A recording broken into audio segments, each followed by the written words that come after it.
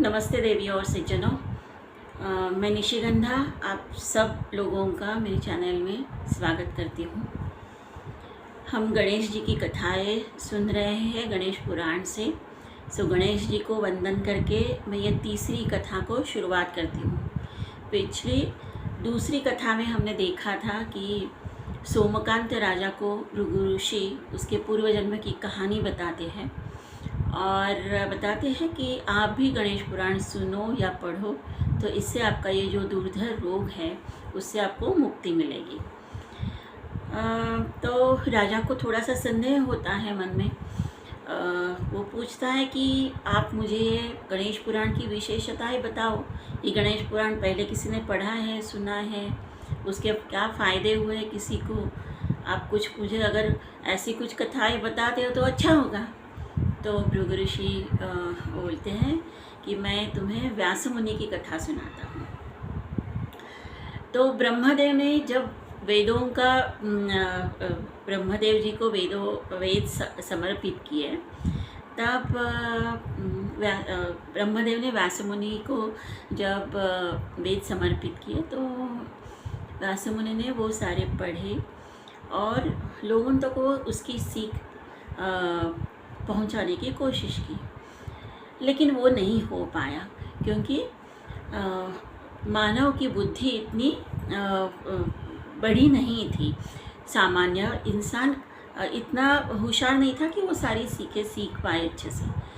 तो इतनी याददाश्त स्मृति इतनी अच्छी नहीं थी। तो व्यास मुनि ने उसके 4 भाग किए और 4 भाग करके चारों लोगों को समर्पित किया और फिर बोला स्वाधीन करके कि इसका तुम सामान्य जनों में प्रचार करो, प्रसार करो, ये लोगों तक तो पहुँचा। तो वो भी नहीं हो पाया। सामान्य लोग एक एक वेद भी पढ़ नहीं पा रहे थे। तो व्यास मुनि ने सोचा कि ये तो बहुत मुश्किल है इनके लिए, सामान्य जनों के लिए समझना।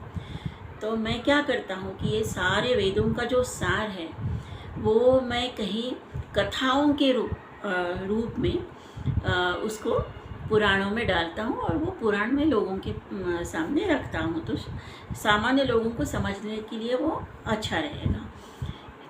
तो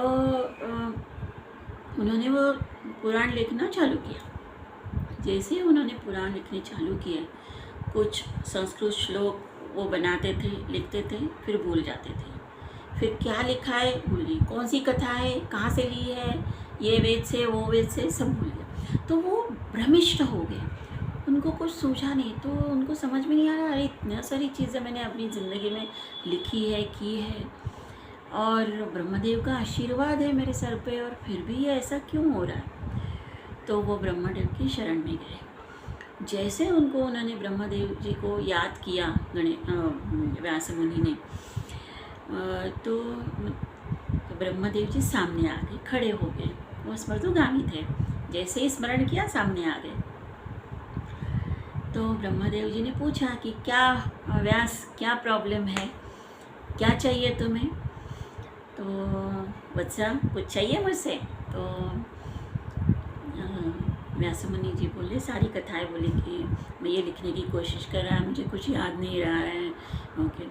तो ब्रह्मदेव जी बोले, अरे ये ऐसा ही होगा क्योंकि तुमने लिखने से पहले गणेश जी को याद नहीं किया। तो तुझे गणेश जी का महत्व पता नहीं है क्या? तूने ऐसा क्यों किया?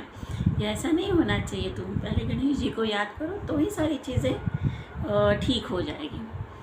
तो व्यास मुनि जी बोले कि आप मुझे गणेश जी की थोड़ी सी, गणेश पुराण की थोड़ी सी कथाएं सुनाओ कि ये गणेश पुराण किसने, किसको, कब, कहाँ। जैसे कि सोमकांत राजा ने भृगु ऋषि को पूछा था, वही प्रश्न अभी व्यास मुनि जी ब्रह्मदेव जी को पूछ रहे हैं।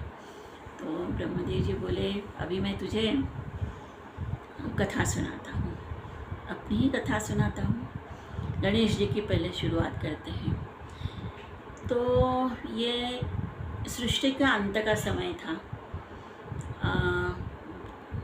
बहुत सारी वर्षा हो रही थी, अग्नि की ज्वालामुखी आ रहा था, और साथ में वायुवेग भी बहुत था, तो उसकी वजह से पर्वत भी छिन्न भिन्न हो रहे थे। इतनी ज़ोर से वर्षा हो रही थी कि समुद्र और नदियाँ ने भी अपने जो स्थान थे वो छोड़ के दूसरी जगह पानी जा रहा था। सब जगह पानी पानी हो रहा था। साथ में 12 सूर्य अपना तप करने लगे थे कि जैसे कि सारी जलराशि में पी लूँ करके। ऐसे सारी जगह से जो वायुवेग, जलवर्षा और अग्निदेव, इन सारों ने मिलके जैसे कि सृष्टि का सर्वनाश कर दिया। वो पूरी सृष्टि नष्ट होने के बाद कुछ बचा नहीं, तो वो गणेश जी थे, उन्होंने एक सूक्ष्म, अणु से भी सूक्ष्म रूप धारण किया। मानो कि ये सारी सृष्टि उन्होंने अपने पेट में डाल दी और खुद एक स्वयं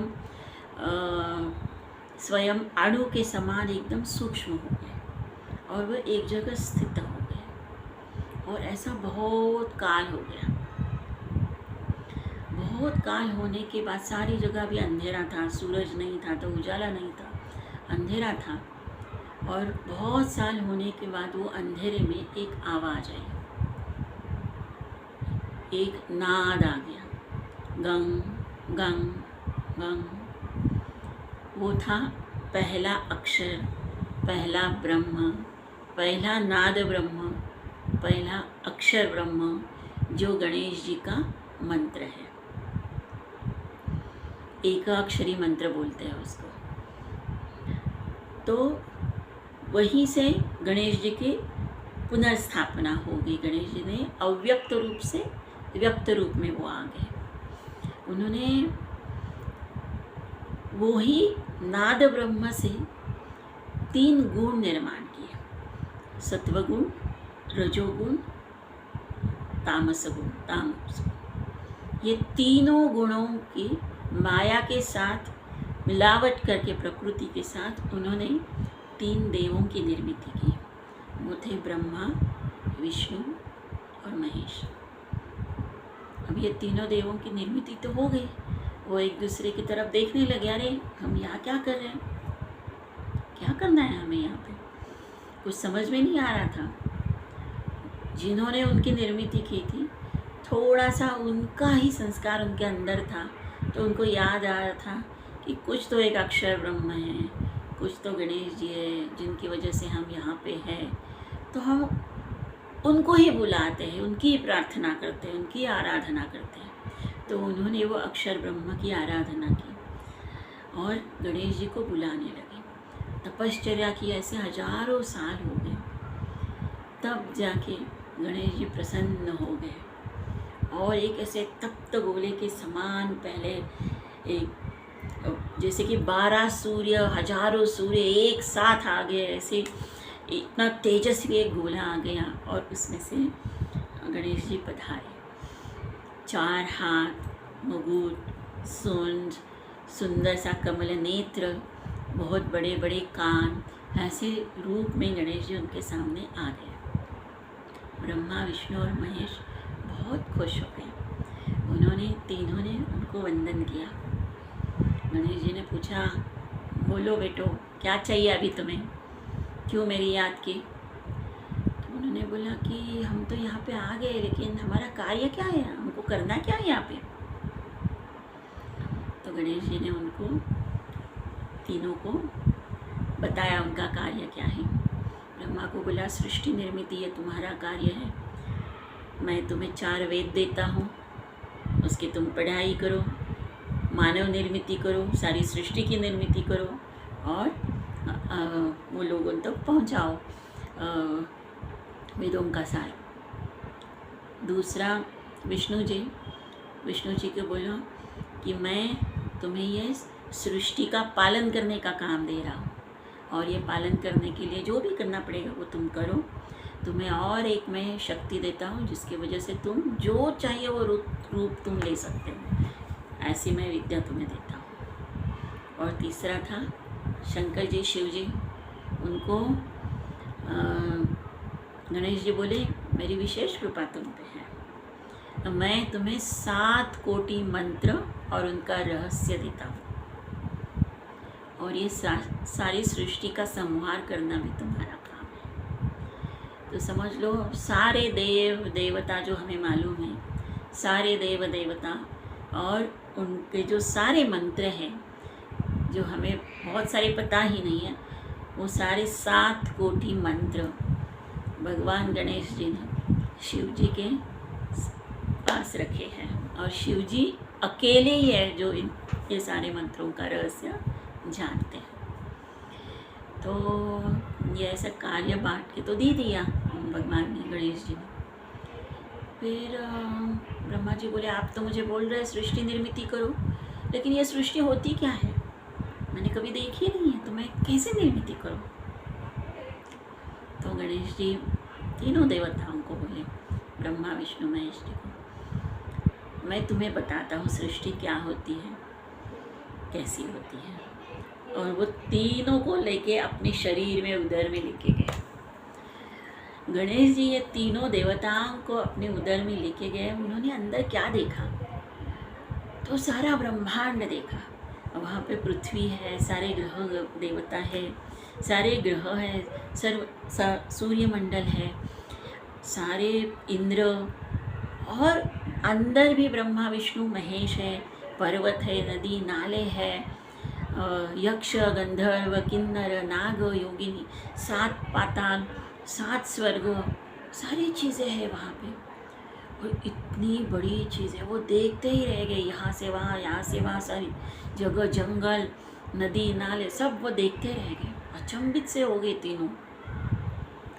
और तीनों को पता ही नहीं चला कि ये तो हम देख रहे इतनी बड़ी चीज़ें, लेकिन हम तो गणेश जी के उदर में हैं, हम बाहर कैसे जाएंगे यहाँ से? अगर ऐसी सृष्टि हमें निर्माण करनी है तो हम यहाँ से बाहर कैसे जाएंगे? तो वो बाहर नहीं जा पा रहे थे। तो फिर गणेश जी की फिर से आराधना की उन्होंने। तो गणेश जी आ गए और उन्होंने ब्रह्मा को पकड़ा और अपने नाक से बाहर फेंका, और शिव जी और विष्णु जी को उन्होंने दोनों कान से बाहर फेंका और बोले, जाओ अभी तुम तुम्हारा काम करो, सृष्टि निर्मित करो, उसका पालन पोषण करो, उसका संहार करो, और ये चक्र चालू रहना चाहिए। तो तीनों आ गए बाहर। अभी ब्रह्मा जी का पहला काम है सृष्टि निर्मित, उसके बिना तो बाकी तो काम कर ही नहीं सकते। तो ब्रह्मा जी जब सृष्टि निर्मित करने जाते हैं तो क्या क्या उनको कठिनाई आती है, हम देखेंगे अपनी अगली स्टोरी में। स्टोरी कैसी लगी ज़रूर बताना, लेकिन ये कथा पे एक मैं प्रश्न आपको पूछ रही हूँ, वो उसका जवाब ज़रूर देना। ब्रह्मा जी ने व्यास मुनि को कौन से 4 वेद दिए? प्रश्न का उत्तर ज़रूर देना। नमस्कार।